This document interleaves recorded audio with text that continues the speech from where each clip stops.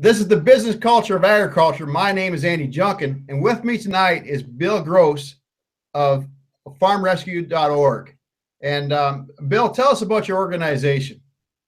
Well, Andy, thank you for having me. Farm Rescue is an organization that I founded in 2005. It's an organization, nonprofit organization, I should add, that helps farm families when they've had a major injury, illness, or natural disaster occur. And what we do is we come in with manpower and equipment, and we plant, hay, or harvest their crops free of charge while they may be getting like a medical treatment or recovering, maybe chemotherapy treatments, things like that, until they can get back on their feet to maintain their livelihood. We have about 1,000 volunteers nationwide that help us achieve that mission. And you live in Washington State now, but you came from a 5,000 head cow-calf Hereford stud in your younger years. Is that correct? That's correct. I come from a family farm myself, the youngest of 5 children in central North Dakota there. And, my folks, we raised cattle, and we also had agricultural land. But in the 80s, they had some tough times, some financial struggles, much like a lot of farm families across America. And the farm was greatly downsized, and none of us children were able to stay on that family farm because of that. And so I went on to take some schooling and pilot training, and now I'm a Boeing 747 captain for UPS Airlines, flying around the world.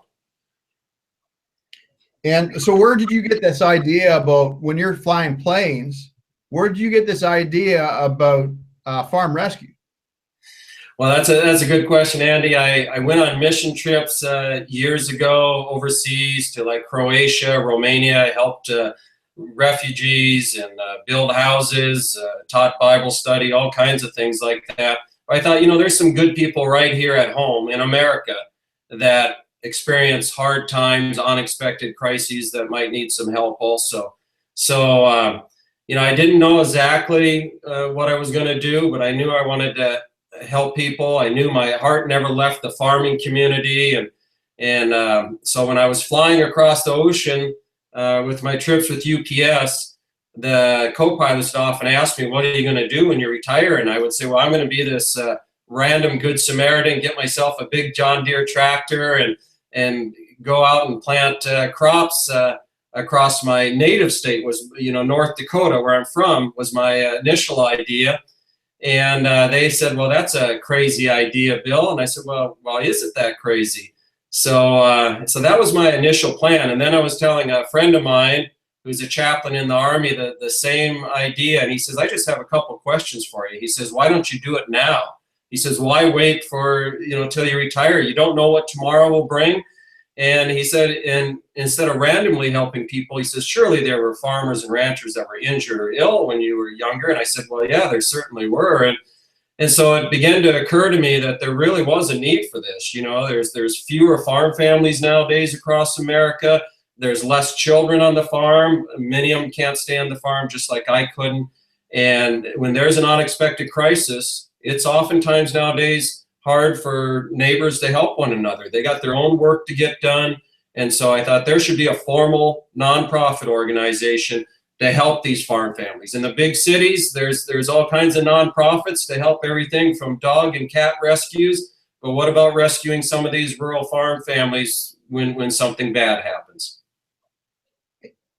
I couldn't agree with you more. Like, doing it now is such a key thing. Like 10 years ago, when I started my doing mediation, I get calls from places like Burke, Missouri. And, could I afford to drive there? No. I mean, I slept in my car in order to go save a farm family. But that's what you got to do if that's what you feel the Lord told you to do. And so, I mean, doing the right thing isn't just when it's convenient. It's doing it now and making a difference in the world. I firmly believe that. It's so great to be able to talk to you, Bill. Tell us about how you help farm families now. How if I give us an example of the type of clients you deal with and how you help them.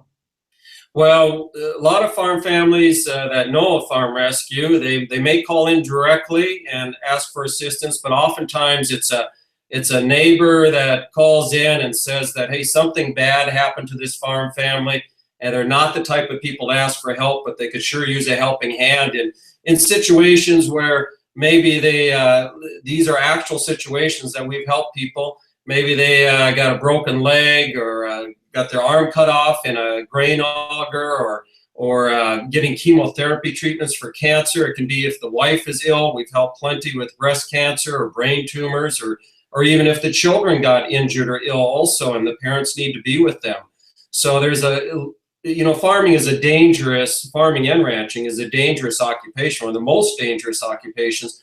And what I've learned at this nonprofit at Farm Rescue is that there are way more injuries and illnesses than I ever planned on, should we say, helping, than I realized, should I say. And we've had people burned up in combines. And so we come in, we plant, hay, or harvest their crops just during, to get it done. We're usually there for just a short time to plant their crop, and then we move on to the next farm family and help out. The farmer may not even be there. He may be in the hospital getting treatment. So that's the type of things we do. We don't give out money. It's not a handout. It's not a bailout.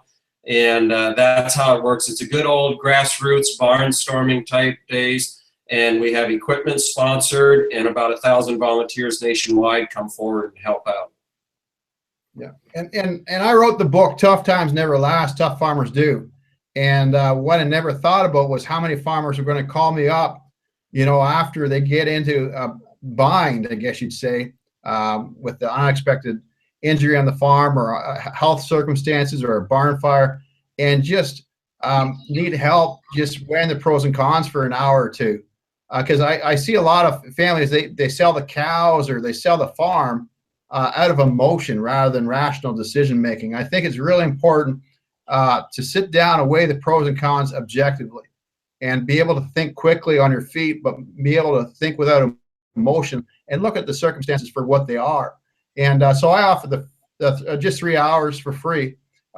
If you need any help with any of the folks you work with, Bill, I'd love to do that. But anybody out there, 3 months from now or 3 years from now, you get in a bind, I'll talk you through it, because I think it's really important. There's so many good succession stories that go wrong because dad sold the farm when he had a broken leg or got into health circumstances, a couple of years before the son or daughter were ready to come home to the farm. Or these type of stories are just rampant across the states. Do you have an example of a family farm that you've been able to help, where basically they're going, the family's name is still going to be on the farm's mailbox in 30 years' time because you were there as an organization?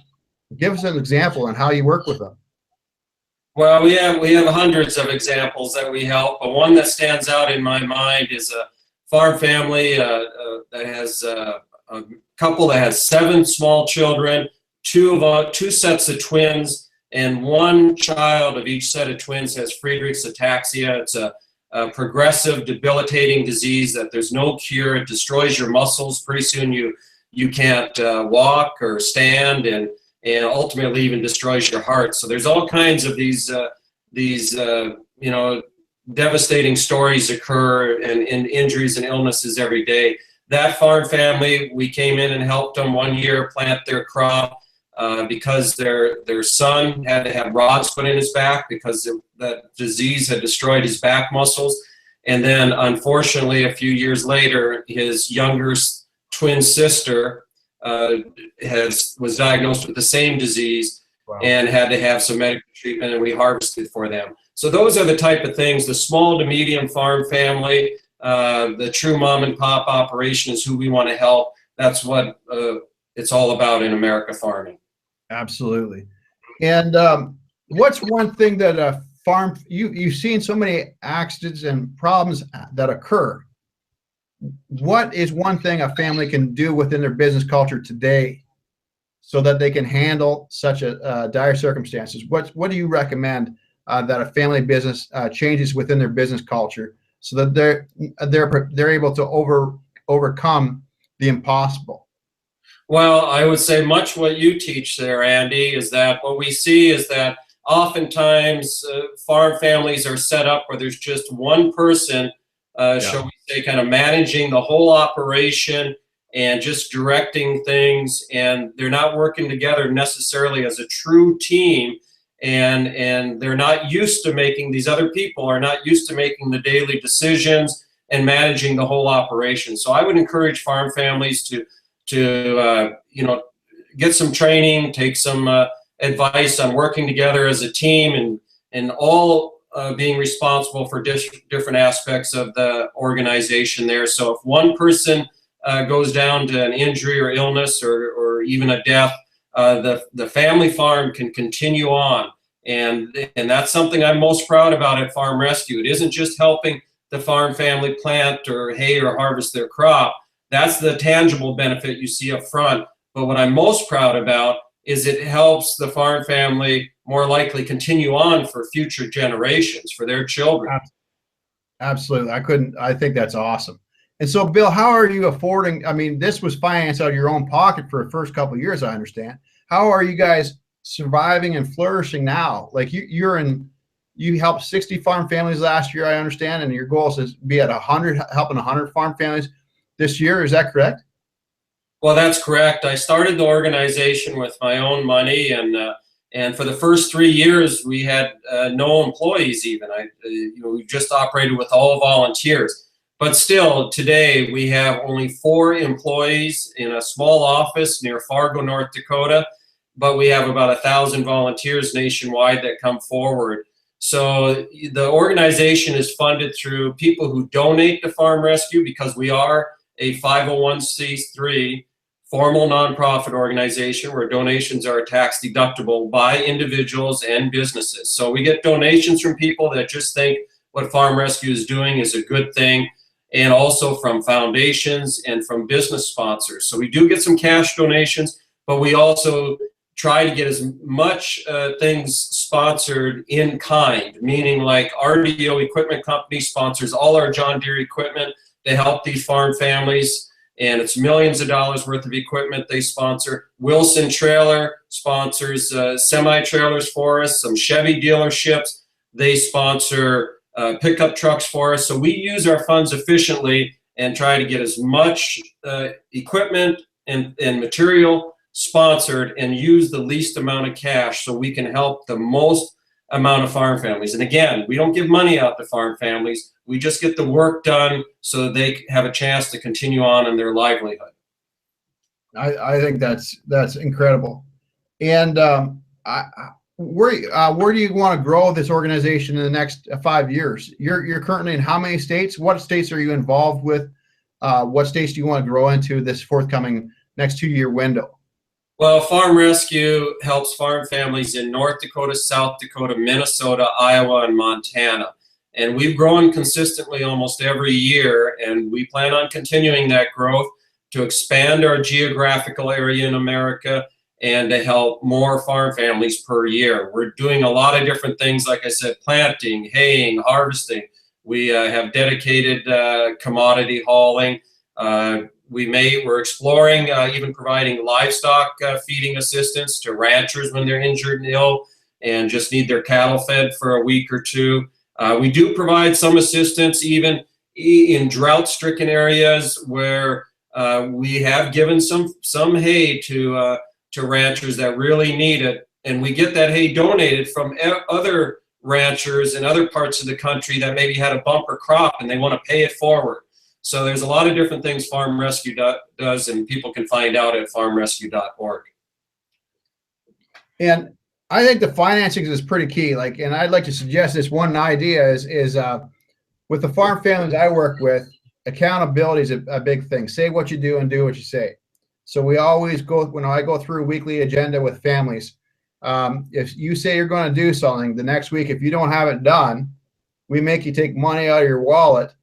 And in the past, we used to burn it. And for somebody to have to take $1 out of their wallet and put it in an ashtray and see it burn because it didn't get something done, that probably was a missed opportunity or a cost of production problem that might have cost the farm between $500 to $10,000. To actually see money burn is a pretty powerful tool for the farm families to realize accountability is getting things done and following through on your word to your family and business partners is pretty key. Unfortunately, I was told recently by the Treasury Department that that is illegal.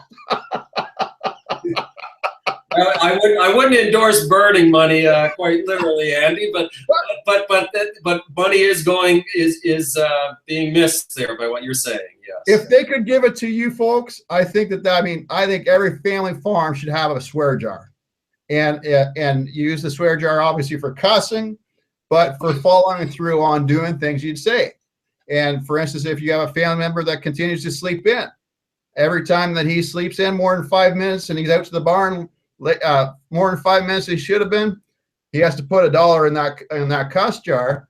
And by the end of the month it adds up, and the farm can send you a check or a PayPal, farm rescue, and the money's going to something good. But it also holds everybody accountable. And I think that's a simple trick that everybody could do on a family farm and benefit farm rescue, but it benefit the farm family as well. Accountability is so key. So that's what I'd really like to suggest to you and suggest to your viewers. What states, you didn't answer to me, what states are you looking to grow into the next year? Well, it would be in states that would be surrounding our territory already. So, most likely, states like Nebraska or Kansas, and a little bit to the east would probably be the most likely states we would go to. So, the major, should we call it the breadbasket of America, major agricultural regions is what I foresee in the near future.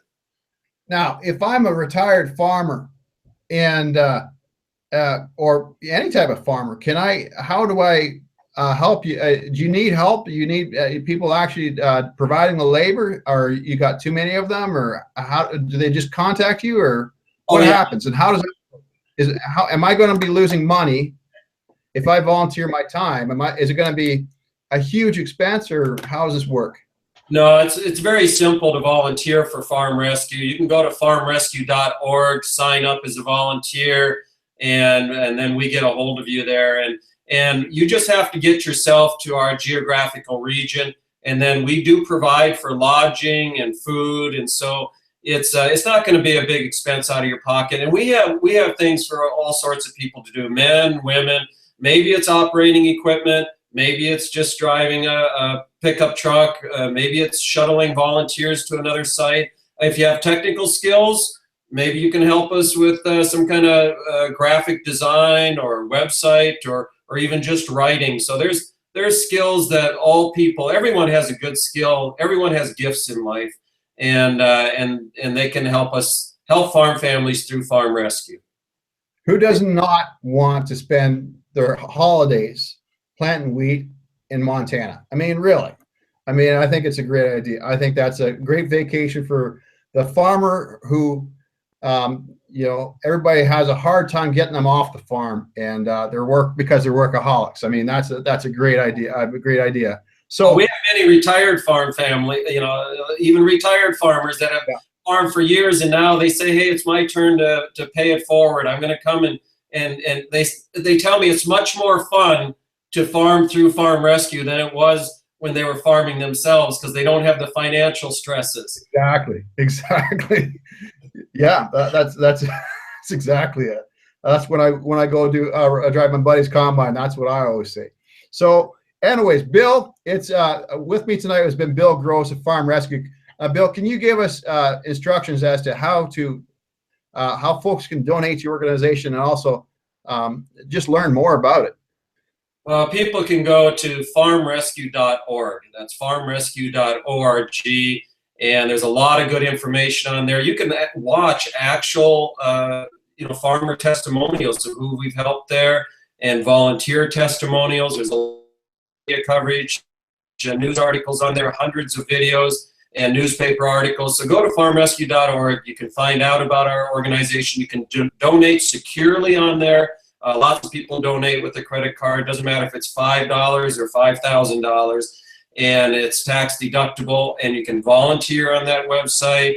Lots of good things. Come and explore it and see what Farm Rescue is all about. And and we appreciate you supporting farm families in America. We just have a patriotic and altruistic mission. We have no ulterior motives. We just want to help the good, hardworking farmers and ranchers across America. I don't receive any money from the organization, nor do the board of directors. As we talked about, I'm a pilot for UPS Airlines flying around the world. We use our funds efficiently. We've been written up by the Associated Press that we're a true nonprofit. We use our funds efficiently, and we don't have a lot of employees and a lot of overhead. You don't just talk, you're not talking the talk, you're walking the walk. And, you know, it's really good to meet somebody who's passionate as I am about saving family farms. And I mean, you're not giving handouts. You're doing what has to be done today in order to make sure that the family's name is on the farm's mailbox in 30 years' time. And so I think it's awesome to be able to meet somebody with the same passion. So Bill, big hats off to you. Go to farmrescue.org. My name is Andy Junkin. This has been the Business Culture of Agriculture. You take care and God bless.